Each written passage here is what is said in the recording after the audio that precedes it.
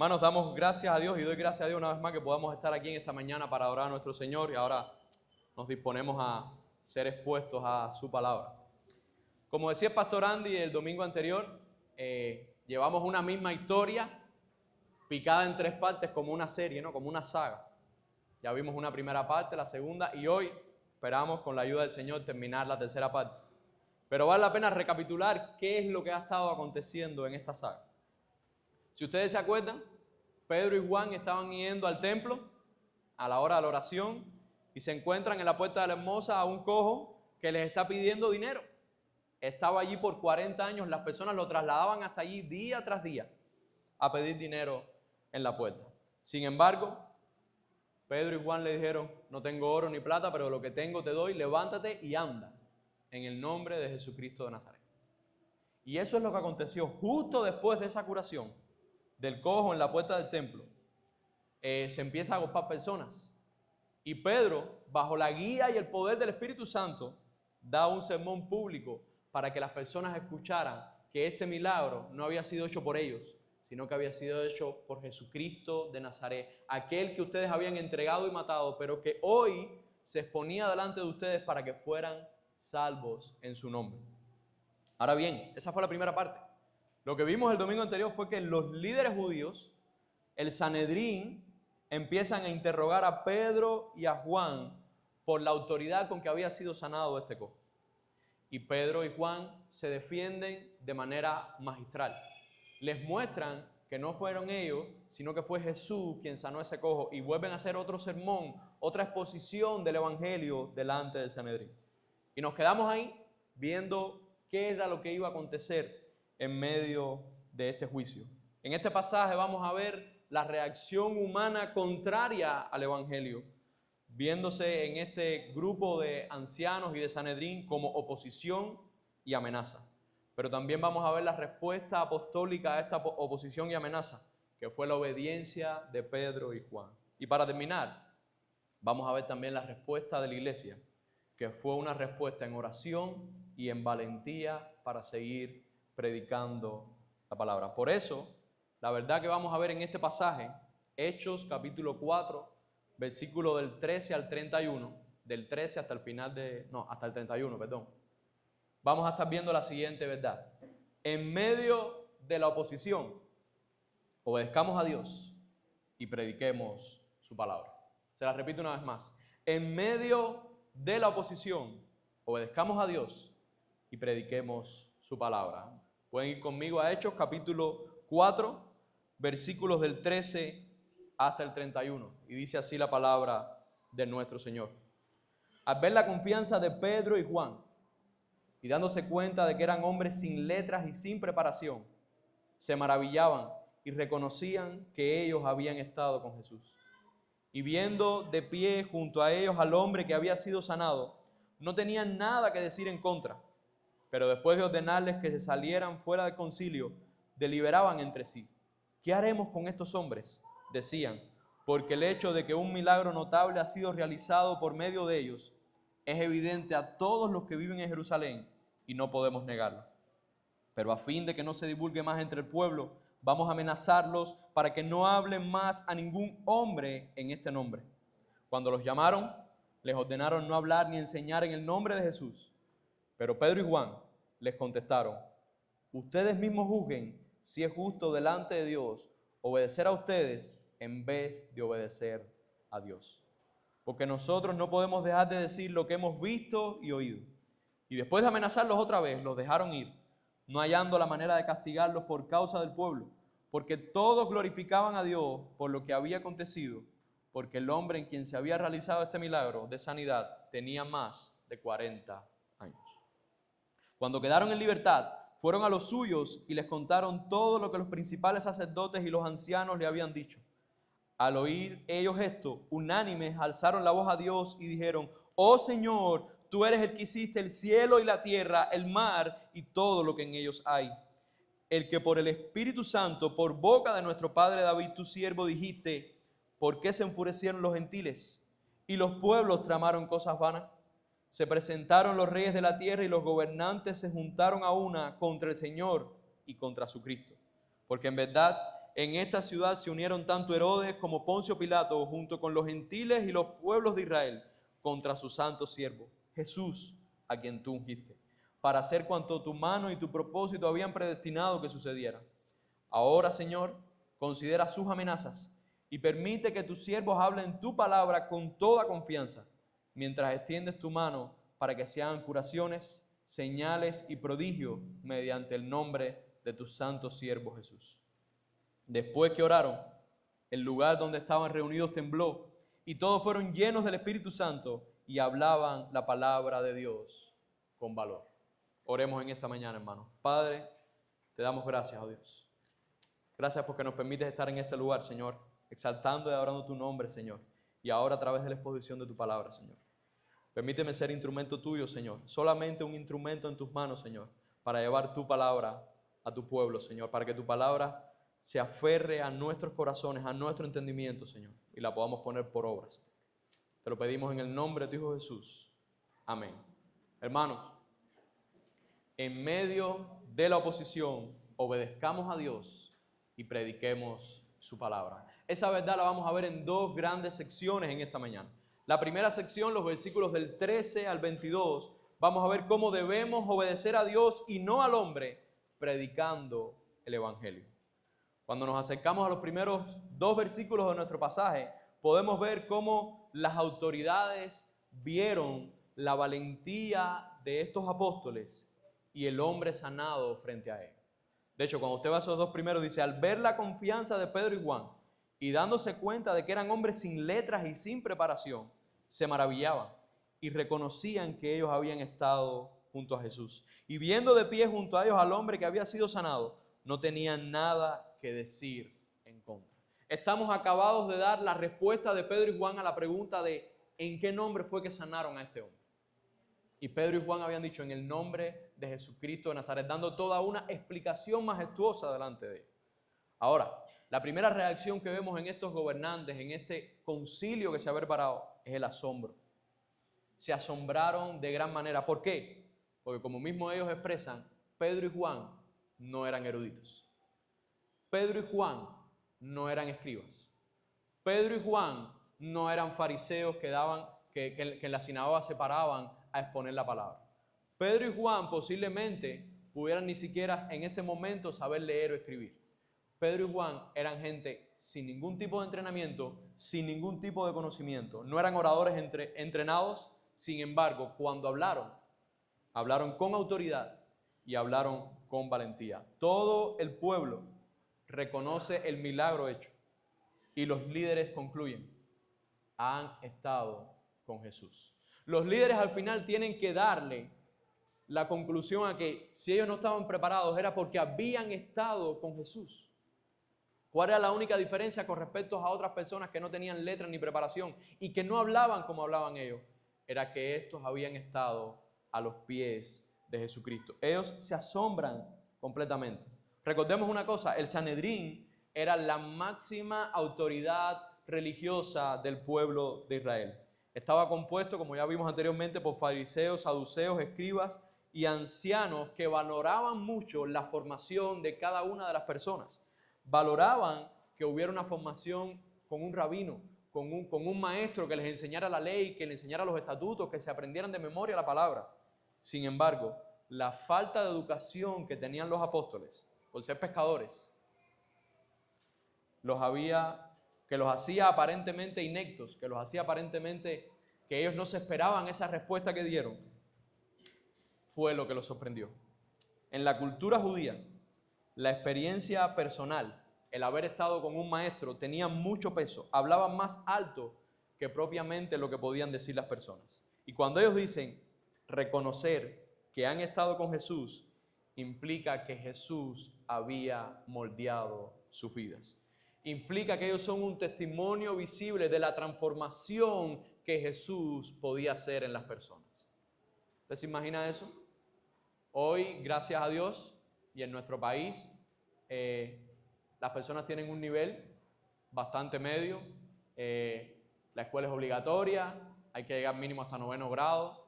Pero en aquel tiempo, la gente podía no ir a la escuela o no, muchos años atrás, podía haber gente que no fuera a la escuela, que se dedicara siempre a trabajar, a proveer para la familia y no tuviera esa oportunidad. Ahora, estas personas, teóricamente para este Sanedrín, no tenían oportunidad de tener el conocimiento.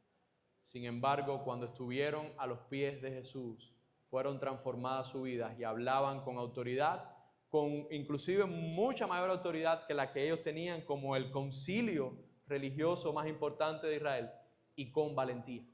Usted se imagina pararse, es que creo que no hay imagen ahora mismo, es como pararse delante del parlamento de nosotros, que el parlamento esté diciendo una cosa o creando una ley y que de repente nos paráramos nosotros en el estrado ese que sale algunas veces en la televisión y habláramos a todo ese parlamento y le dijéramos en sus caras que literalmente la ley que estaban promulgando estaba mal porque la autoridad venía de Dios, de tal parte, y hablar con ese denuedo y esa valentía.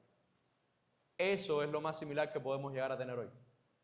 Esa transformación, los propios del Sanedrín reconocen que la hizo Jesús. Ahora bien, ellos retiran, versículo 15, dice, pero después de ordenarles que salieran fuera del concilio, deliberaban entre sí, ¿qué haremos con estos hombres? Bueno, ¿qué podemos hacer? Nos dieron una respuesta impecable a la cual no podemos refutar. Dice, porque el hecho que un milagro notable ha sido realizado por medio de ellos es evidente. O sea, ellos no podían refutar de que la persona coja, que tenía más de 40 años de edad, caminaba en sus dos pies, brincaba y saltaba de alegría a la entrada del templo. Y esto era notorio para todo Jerusalén. Todo Jerusalén era testigo de aquel milagro. ¿Qué podían hacer? No podían hacer nada. Si literalmente mandaban un edicto o alguna orden de apresarlos por haber hecho el milagro, el pueblo posiblemente se volcara contra ellos. Lo único que les quedó fue lo que dice en el versículo 17. Pero a fin de que no se divulgue más entre el pueblo, vamos a amenazarlos para que no hablen más a ningún hombre en este nombre. O sea, ¿cuál era el objetivo de Sanedrín? Que esto no se esparciera. Que esto no saliera de este milagro nada más, que no se hablara de Jesucristo. Aquellos que ellos habían matado, que ellos habían pagado a los soldados romanos para que dijeran que a la tumba habían venido para sacar el cuerpo, que no se difundiera prácticamente nada de este Jesucristo de Nazaret, y ellos querían que se quedara ahí. ¿A qué fue lo que lo llevaron? A la amenaza, a la oposición total. Ellos ni siquiera pensaron en su mente decir, bueno, si este milagro fue hecho y ellos dicen que el poder vino de Jesús, ¿por qué no tratamos de entender por qué dicen esto? ¿Por qué ha pasado esto? ¿Por qué Dios ha permitido y sucedido esto? No. Literalmente ellos estaban cegados completamente a la obra de Jesús, al nombre de Jesús y al movimiento que Jesús había empezado con sus apóstoles y con todos los discípulos que habían recibido el Espíritu Santo en Pentecostés. Literalmente esto es lo que lleva a hacer todo aquello que se opone a Dios. Si pasamos 2000 años más hacia acá, y muchas veces podemos ver el testimonio en las redes sociales o podemos ver el testimonio en nuestro propio país, cada vez que algo pregunta con respecto al Evangelio y no lo quiere entender, no lo quiere creer, no quiere curiosear o escarbar acerca de este Evangelio, acerca de Jesús, el Hijo de Dios, ¿qué es lo que hacen generalmente? Amenazan, se oponen, no puedes hacer esto, no puedes hablar esto. Ejemplo claro, servicio militar. Cristiano, no puedes llevar Biblia, no puedes predicar el Evangelio. Si te cogen predicando el Evangelio, es un recargo de servicio, es una semana sin pase, 35,000 cosas que pueden hacer. Por ejemplo, en nuestro país, ahora mismo si yo tuviera una casita de campaña, no me pudiera ir a la universidad y poner mi casita de campaña ahí con una mesita para repartir Nuevos Testamentos. No se puede hacer, porque en las escuelas está prohibido hacer proselitismo religioso también.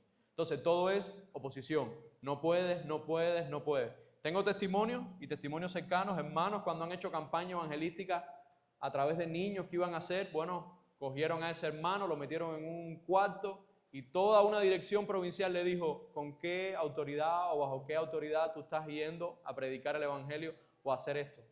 ¿En dónde lo vas a hacer? En las casas no lo puedes hacer porque no tienes permiso. No, lo vamos a hacer abajo de esta mata de mango. Ahí no lo puedes hacer porque eso es de forestal no te ha dado permiso. Literalmente en ningún lado podía predicar el Evangelio. Entonces, no ha cambiado nada. La oposición sigue estando. La amenaza sigue estando. La coacción sigue estando. El Sanedrín, que representaba ese poder social y religioso, amenazó a Pedro y a Juan con la cárcel, una sanción que era habitual cada vez que ellos querían amenazar con algo, les decían, te vamos a meter preso, y eso no ha cambiado. Y en ese marco, desafiar a esa autoridad podía costar la vida, porque podía ser que te metieran preso o pudiera ser que te inventaran algo para matarte. Sin embargo, podemos ir a los versículos 19 y 20. Miren la contesta de Pedro y de Juan. Pedro y Juan le contestaron, ustedes mismos juzguen si es justo delante de Dios obedecer a ustedes en vez de obedecer a Dios. Porque nosotros no podemos dejar de decir lo que hemos visto y oído. Lo que está presentando Juan y Pedro delante de este Sanedrín es, ustedes con todo su poder, con toda su autoridad, no pueden hacer presión con respecto a lo que Dios me ha mandado a decir, que yo mismo he visto en el caso de los apóstoles y oído acerca de Jesucristo de Nazaret. ¿Obedeceré yo a los hombres o obedeceré a Dios? Es lo que le dicen ellos. La amenaza no tuvo efecto ninguno en ellos, porque ellos estaban conscientes de que lo más importante que hay en la vida de un creyente es obedecer a Dios antes que a los hombres. Hermano, el testimonio cristiano no es una actividad neutral. El predicar el evangelio no es algo neutral.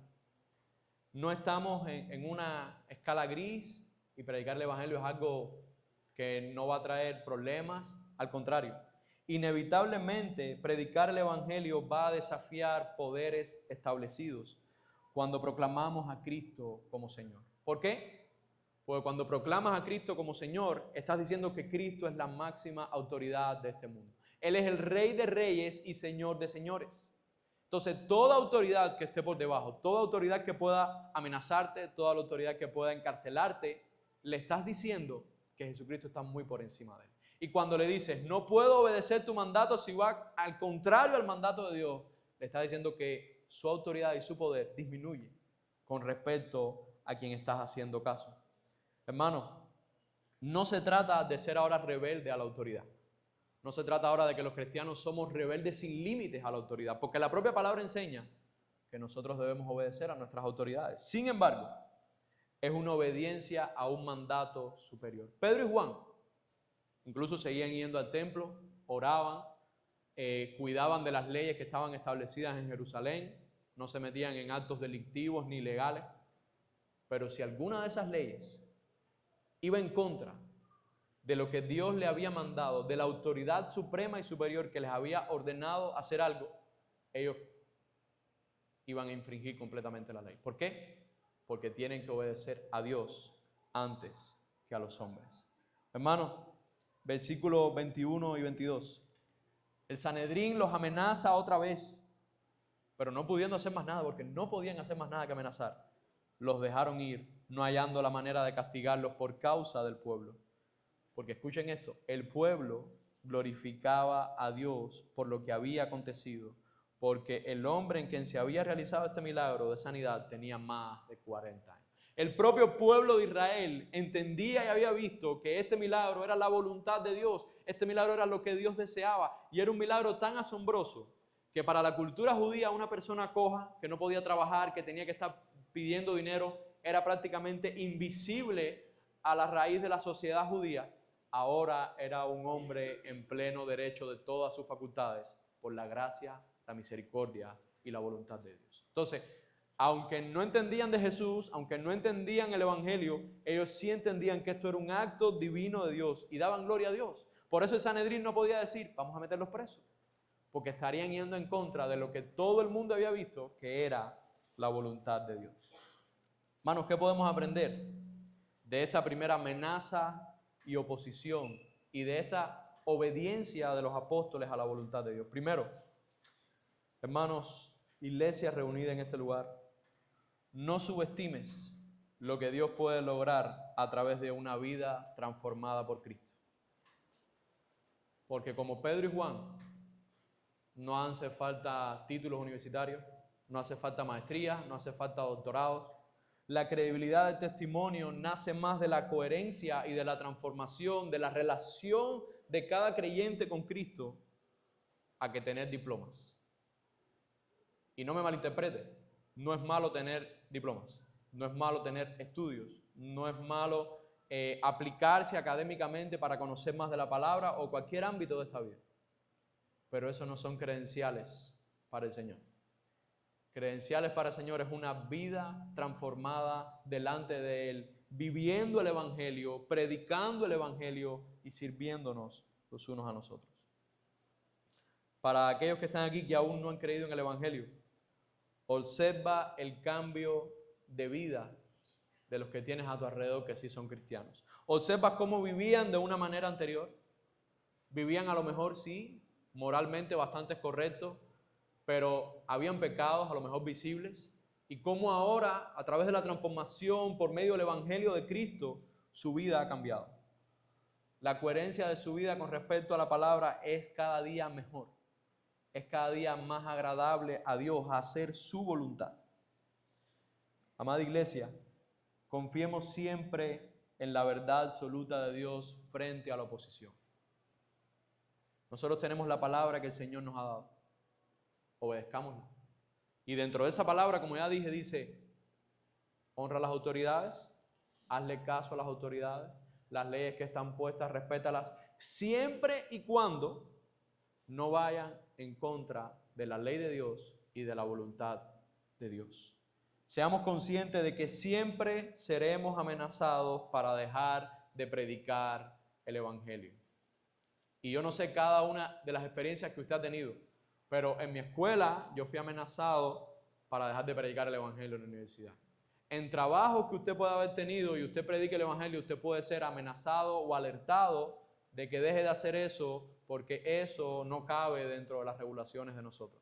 Y en una tras otra, usted va a ver cómo puertas se cierran, oposición se levanta y aún así usted debe obedecer a Dios antes que a los hombres. No deje que este mundo, la corriente de este mundo, los que quieren impedir el avance del Evangelio, cierre nuestras bocas. Abramos nuestros labios, prediquemos el Evangelio que tan necesario es para este mundo. Debemos ser firmes en nuestra obediencia a Dios antes que a los hombres. Así que, hermanos, les puedo decir de manera aún más práctica, prepárate para decisiones concretas. Por ejemplo, ¿obedezco a mi jefe o mi autoridad cuando se contradice la ley de Dios?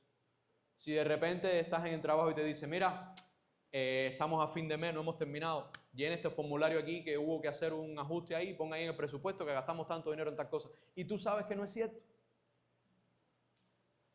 ¿Vas a obedecer al jefe o vas a obedecer a Dios? Ese es ejemplo claro, y sé que es difícil, hermano. Sé que es difícil. Hemos tenido tiempo de testimonio, he podido conversar con hermanos, y sé que es muy difícil practicar una vida santa delante de Dios. Pero recuerde siempre, por mucho que obedezca a los hombres y desobedece a Dios, los hombres al final van y vienen, nosotros vamos a vivir en esta vida, pero Dios es eterno, inmutable y el soberano Rey de Reyes de este mundo. Así que busque la decisión concreta, practique respuestas firmes y respetuosas. No puedo hacer eso, porque yo me debo a mi Dios y debo obedecer a lo que Dios me dice. Y hay consecuencias, yo sé que las hay, pero las consecuencias de este mundo, como cantábamos, jamás se van a comparar con la gloria que ha de venir. Amigo que nos visitas, la fe cristiana exige integridad. No es que ahora renegamos de hacer cosas en este mundo porque tenemos que obedecer a Dios porque queremos así, no es un escapismo. Pero te pregunto en esta mañana, ¿qué opinas sobre alguien cristiano que arriesga su reputación por lo que cree? ¿No te choca? ¿No te choca que algunas veces la gente por salvar su reputación puede hacer muchas cosas, pero los cristianos antes de salvar su reputación prefieren obedecer a Dios? Es una vida completamente distinta a la vida de este mundo, la que debemos llevar nosotros los cristianos. No debemos dejar que ninguna oposición nos impida predicar el Evangelio. Confiemos en que Dios es glorificado, sea cual sea el resultado de enfrentar la oposición. Porque en el caso de Pedro y Juan, enfrentar la oposición no llevó ninguna consecuencia inmediata. Pero en otros casos, en muchos héroes de la fe, en muchos creyentes a lo largo de la historia, enfrentar la oposición ha llegado al punto de entregar la vida. Aún así, confiemos en glorificar a Dios. Para los amigos que nos visitan, ¿en qué bando estás ahora? ¿En dónde estás? ¿Dónde tienes puesto y afirmado tus pies en este momento? Mi recomendación para ti esta mañana es: busca estar en el bando de la verdad y no te opongas. No seas parte del grupo amenazador, del grupo opositor.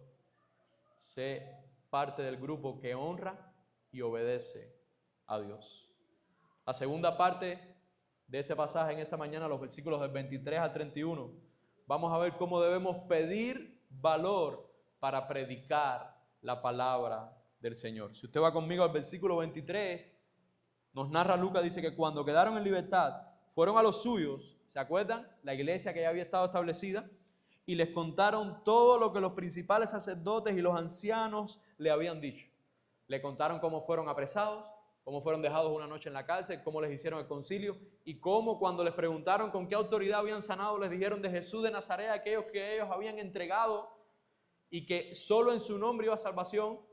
Les contaron cómo fueron amenazados y cómo ellos contestaron: preferimos obedecer a Dios antes que ustedes los hombres. Y miren cuál fue el resultado. Versículo 24. Al oír esto, aquella iglesia, unánimes, alzaron la voz a Dios y dijeron, parte en adoración a Dios, parte en una oración a Dios, dijeron lo siguiente: oh Señor, tú eres el que hiciste el cielo y la tierra, el mar y todos los que en ellos hay. Lo primero que está haciendo aquí esta iglesia es mostrando la soberanía de Dios, mostrando que Él es el que rige todas las cosas, y es más, están haciendo alusión a dos pasajes del Antiguo Testamento. Uno, Éxodo 20, versículo 11, dentro de los 10 mandamientos, están literalmente haciendo una alusión ahí. Y otro que es aún más literal, pusiera ser una cita, Salmo 146, versículo 6. Lo primero que están haciendo ellos en su alabanza a Dios, en su oración, es reafirmando lo que ellos saben de Dios por medio de su palabra. Y no solo eso, sino que dice: el que por el Espíritu Santo, por boca de nuestro padre David, tu siervo, dijiste, ¿por qué se enfurecieron los gentiles y los pueblos tramaron cosas vanas? Se presentaron los reyes de la tierra y los gobernantes se juntaron a una contra el Señor y contra su Cristo. Literalmente están citando Salmo 2, versículos 1 y 2. Se los voy a volver a leer desde el Salmo. ¿Por qué se sublevan las naciones y los pueblos traman cosas vanas? Se levantan los reyes de la tierra y los gobernantes traman unidos contra el Señor y contra su ungido. ¿Por qué están trayendo esto a colación aquí? Esta iglesia naciente, este pueblo de Dios. Versículo 27 da la respuesta, dice: porque en verdad en esta ciudad se unieron tanto Herodes como Poncio Pilato, junto con los gentiles y los pueblos de Israel, en contra de tu santo siervo Jesús, a quien tú ungiste. Ellos mismos están dando la explicación de que cuando fue entregado Jesús, no solamente fue el Sanedrín, no solamente fue Poncio Pilato, fueron los romanos que estaban ahí, que eran gentiles, fue el pueblo que dijo: a Barrabás queremos que liberes y a Cristo crucifícalo. Todos se pusieron a una en contra del Señor, literalmente cumpliendo los primeros 2 versículos del Salmo 2. Todos se juntaron contra Dios y contra su ungido. Aún así, la explicación de la iglesia seguía, dice: para hacer cuanto tu mano y tu propósito habían predestinado que sucediera. Aún cuando todos se pusieron de a una de acuerdo para ir en contra de Cristo, eso estaba fríamente calculado por Dios. Dios sabía que iba a ser así. Dios sabía que la oposición a Cristo, a su ungido, iba a ser una oposición total, tanto del pueblo de Israel, tanto del Sanedrín como de los gentiles, porque la oposición de este mundo al evangelio es total. La pregunta es: ¿alguien viene de este mundo solo al evangelio? Nadie viene solo. Nadie viene porque un día se levanta y dice: quiero buscar de Dios. Nadie busca a Dios, ni aun uno.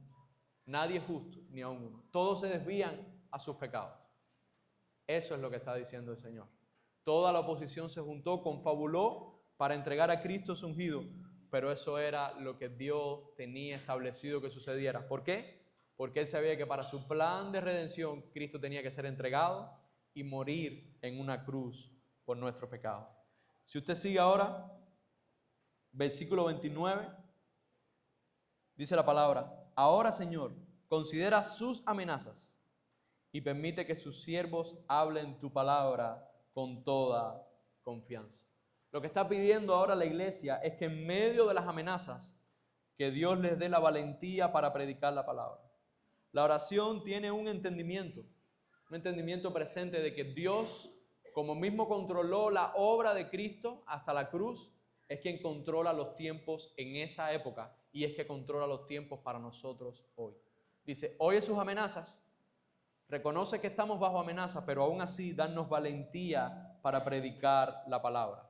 Están enfocados en la misión que Dios les tenía. ¿Cuál es la misión presente de la iglesia en ese tiempo? Predicar el evangelio. ¿Cuál es la misión de la iglesia hoy, pleno 2025? Predicar el evangelio. Y tristemente, muchas congregaciones se han desviado de esa misión. La misión parece nada más que con un enfoque social, buscar a hacer misericordia. Algunas iglesias la misión es solamente estudiar y entender más a Dios. No estoy diciendo que no haya que hacer misericordia, eso lo manda su palabra, no estoy diciendo que no haya que estudiar, pero la misión principal de la iglesia es predicar el evangelio. La misión principal de la iglesia es seguir extendiendo el reino de Dios, hacer discípulos, predicar el evangelio e instruirnos unos a otros en la vida cristiana, en la vida que agrada al Señor.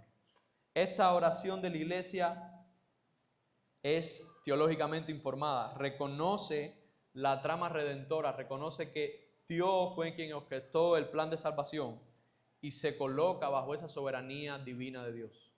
Por favor, danos valentía para cumplir la misión que tú nos has encomendado. No es una petición ingenua por venganza o por desobediencia a las autoridades, sino una súplica para tener valor en la proclamación del evangelio. Y no solamente dice eso, dice versículo 30, mientras extiendes tu mano para que se hagan curaciones, señales y prodigios mediante el nombre de tu santo siervo Jesús. ¿Qué estaban diciendo? Así como mismo a través de la sanación de este cojo fue que nos diste la oportunidad de que predicáramos el evangelio, de que fuera notorio la obra de Cristo, así sigue haciendo según sea tu voluntad.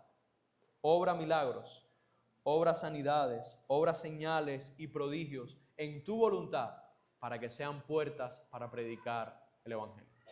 Y eso es lo que vamos a ver a lo largo de todo esto, cómo Dios sigue obrando milagros y señales para establecer su iglesia. Y afirmando las palabras que dijo el pastor Andy la semana antes pasada, desde que empezamos la sanación del cojo, hoy Dios, en su voluntad y su soberanía, sigue haciendo milagros, sigue haciendo señales, sigue haciendo prodigios, pero en su voluntad. Tristemente, muchas iglesias han querido encasillar o tener ellos la voluntad de decir, hoy vamos a hacer noche de milagros, como si ellos pudieran decirle al Señor, Señor, de 7 a 8, ven para acá y vamos a empezar a obrar milagros porque así lo queremos y programamos nosotros. No es así, hermano. No gobernamos a Dios. El poder no lo tenemos nosotros. El poder de que Dios sane un cáncer. El poder de que Dios levante a personas de estados, problemas. Todo eso es de Dios. Nosotros, instrumentos de clamor delante de Él. Instrumentos de oración delante de Él. Pidiendo en su voluntad buena, agradable y perfecta. Eso es lo que estaban pidiendo estos hermanos. Y después de que terminaron de orar, versículo 31, después que oraron, el lugar donde estaban reunidos tembló, como una señal de Dios de diciéndoles, lo que ustedes están pidiéndome es lo que yo les voy a dar a ustedes, y ustedes están en el camino correcto como mi pueblo. Y dice, y todos fueron llenos del Espíritu y hablaban la palabra de Dios con valor. De hecho, esta puede ser una de las oraciones más rápidamente contestadas en la Biblia. Valor, valor. ¿Estamos pidiendo valor para predicar? ya tenemos el valor para predicar. ¿Por qué? Porque al final todos ellos estaban llenos del Espíritu Santo. El Espíritu Santo que había prometido el Señor en Hechos 1, el Espíritu Santo que se las había otorgado en Hechos 2 y que era el que le daba el poder. El valor no viene de nosotros mismos. El valor no es que yo soy más valiente que ustedes o ustedes son más valientes que yo. El valor viene del poder del Espíritu Santo que está en cada uno de los creyentes. Hermanos, la valentía no es mera fuerza de voluntad, es el fruto de la presencia del Espíritu. El Evangelio es el contenido que proclama lo que tenemos que predicar con valentía. La obra de Jesús y la comunión con el Padre, que es lo que ha transformado a estos discípulos. Yo no sé si usted se acuerda, de los 11 discípulos que estaban con Cristo, a Judas no lo contamos, ninguno estuvo en su juicio. Pedro le negó 3 veces. Solo el discípulo amado Juan estuvo a los pies de la cruz. Todos estaban escondidos al tercer día cuando Él resucitó. Las mujeres fueron las que fueron a la tumba primero. Usted se da cuenta qué cambio de ahí a estos discípulos ahora que se enfrentan a todo el Sanedrín diciéndole: nosotros vamos a seguir predicando de Jesús. A esta iglesia naciente que está orando por valentía para predicar y el Señor en el poder del Espíritu se los está dando. Eso es lo que nosotros tenemos que hacer también hoy como iglesia. Ahora, hermano, al final, ¿cómo es el mensaje que nosotros tenemos que entregar? Y esto siempre es muchas de nuestras preguntas a los que van a ser nuevos miembros de la iglesia, a los que estamos preparando para predicar el Evangelio. ¿Cuál es el mensaje genuino del Evangelio que tenemos que expresar en este mundo? Lo primero que tenemos que expresar es la santidad de Dios. Dios es santo y justo y el problema que toda la humanidad tiene con Dios. La humanidad tiene miedo a Dios. Cuando conocen a Dios le tienen miedo. Culpa, porque saben que han fallado delante de Dios. Saben que están separados de Dios muchas veces. Todo esto es por la carga del pecado que lleva a todo ser humano. Hemos pecado contra Dios y estamos destituidos de su gloria. La solución la ha dado Dios mismo. Jesús murió y resucitó. Solo el nombre de Jesús es la única base para la curación espiritual de este mundo, para la reconciliación entre el hombre y Dios. Esto es lo que predicó Pedro y Juan tras sanar al cojo, lo que predicó delante de Sanedrín y lo que vamos a ver que se va a predicar en todo Hechos. En el nombre de Jesús hay salvación y perdón, muy por encima incluso que la misma sanidad hecha al cojo. ¿Cuáles han sido los medios para llegar hasta este punto y dar esa solución? La palabra de Dios y el Espíritu Santo que otorga el poder para arrepentirnos, para creer y para proclamar el Evangelio. Dice la palabra del Señor que el Espíritu Santo es quien nos convence de pecado, de justicia y de juicio. Ese es el mismo que nos empodera para predicar el Evangelio. Y ese es el mismo que en la voluntad de Dios mora en aquel que le estamos predicando para transformarlo completamente a un nuevo entendimiento, a reconocer su pecado y a creer en Cristo como su Señor y Salvador. La invitación que tenemos que hacer es sencilla. Debemos decirle a este mundo que venga a Cristo y confíe en Él. Que venga a Cristo arrepentido de sus pecados y confiando en Él. Así que, persona que nos visitas en esta mañana, si estás cansado del miedo, si estás cansado de la hipocresía de este mundo, el Evangelio de Jesucristo ofrece perdón, vida nueva y el Espíritu que te capacita para vivir con integridad y valentía. Hermanos, gocémonos con los nuestros cuando pasamos la oposición al Evangelio. Esta iglesia, cuando recibió a Pedro y a Juan, se gozaron y alabaron al Señor. Gocémonos. Si hay alguien que está sufriendo por el Evangelio, gózate con él. Ayúdalo, sosténlo en oración, sosténlo en las necesidades que tenga. Y cuando pase la prueba y cuando pase la amenaza, gózate de que ha sufrido por el Evangelio. No hay mayor gozo para el creyente en este mundo que sufrir por aquel Evangelio que lo ha rescatado. Adoremos a Dios por las grandes maravillas que ha hecho y a nuestro Señor Jesucristo, quien soportó toda oposición para morir en una cruz por nosotros. siempre darle gloria y honra a Dios y gloria y honra a nuestro Señor Jesucristo. Seamos una iglesia, hermano, que pidamos a Dios valor y denuedo para predicar el Evangelio sin importar la oposición. Y nuestra oposición, que la hay, pero no es al nivel de esta primera iglesia. La oposición ahora mismo en nuestro país es la que les dije.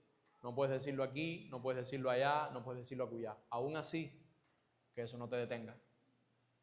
Que ninguna restricción a predicar el Evangelio te retenga a abrir tus labios y enseñarle a otros el Evangelio que nos ha rescatado a nosotros y que puede rescatarlo a Él. Hermanos, aprendamos a orar con la Escritura como mismo esta iglesia oró. Fíjense que en la oración la iglesia citó Éxodo, citó Salmos. Nosotros también podemos hacer eso. Nosotros podemos aprender la palabra. Y me deleito mucho en los tiempos de oración de los martes cuando oigo a uno de nuestros hermanos orar y citar la palabra constantemente. Eso debemos aprender a hacerlo también. Cuando enfrentamos oposición, reconozcamos en oración a Dios como nuestro Señor. Recordamos sus promesas cuando nos las aprendamos en su palabra y pidamos valentía para seguir proclamando la verdad con amor.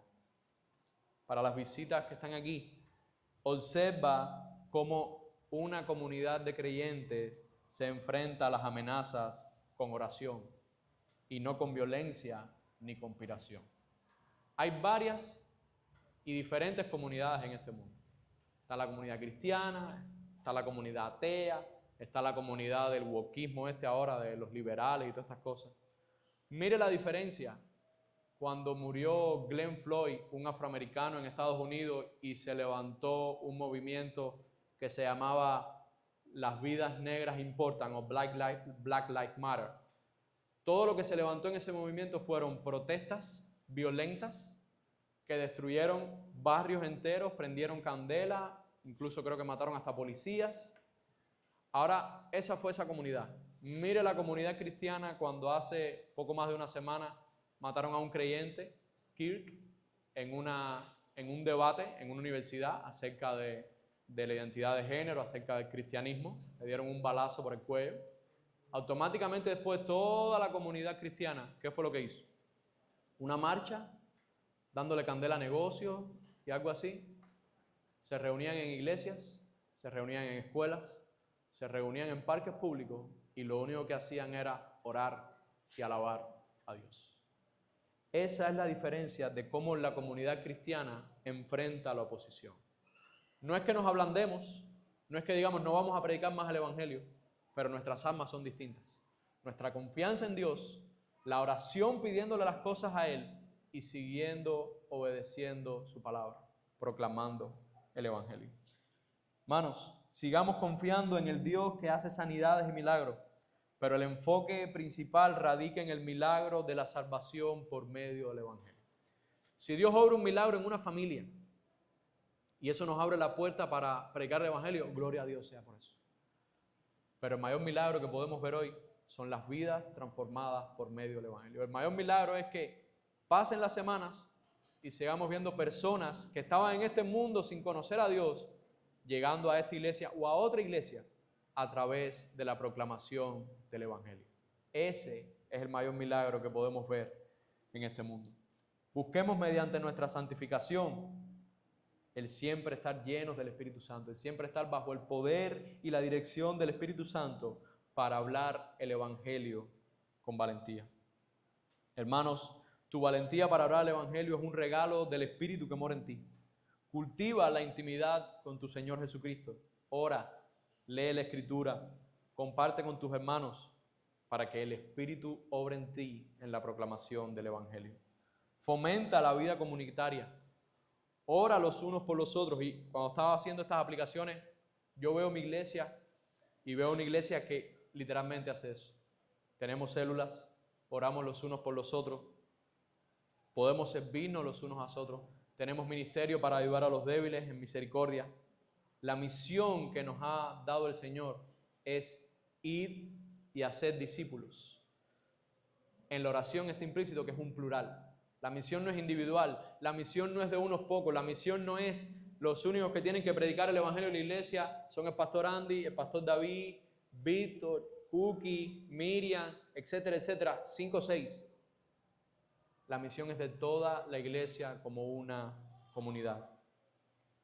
Para los que nos visitan, si deseas experimentar perdón y una vida con propósito, mi recomendación es que te acerques a Cristo, el camino, la verdad y la vida. Puedes empezar leyendo un evangelio, Lucas, Mateo, Marcos. Puedes conversar con uno de nosotros, todas tus inquietudes, puedes sacarlas. No decimos que te las vamos a poder responder todas, porque nosotros también estamos aprendiendo. Puedes orar pidiendo conocer a Dios, hablar con Dios mismo y pedirle que Él se te muestre a través de su palabra, a través de su vida. Pero sobre todo también mira a la iglesia. La iglesia auténtica es una comunidad real donde la oración, la ayuda mutua y la misión de hacer discípulos son palpables. Tú observas el cambio entre la iglesia y el mundo. La pregunta es para ti que nos visitas en esta mañana. ¿Tienes el valor de confiar en Jesús cuando has sido expuesto al Evangelio? Esa es una pregunta retórica. Concluyo. Recordamos, hermanos, este cristianismo que nos está exponiendo Lucas, esta iniciación de la iglesia que se nos expone aquí en Hechos, nos está enseñando una cosa. La experiencia con Jesús ha transformado a los apóstoles. Estos apóstoles han pasado de ser miedosos a obedecer a Dios antes que a los hombres.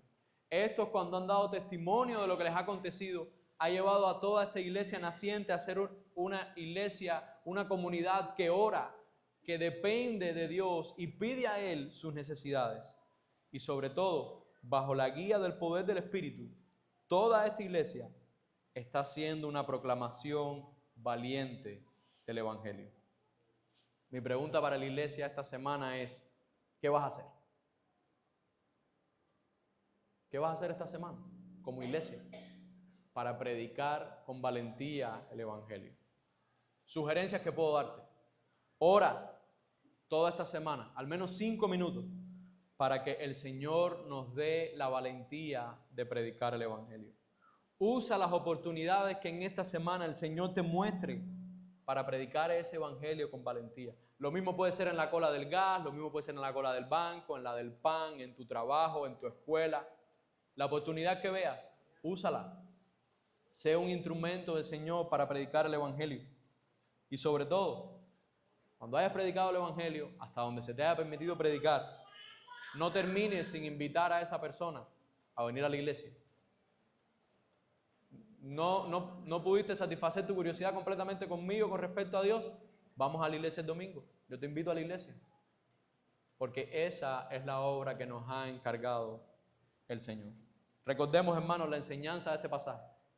En medio de la oposición, obedezcamos a Dios y prediquemos su Evangelio.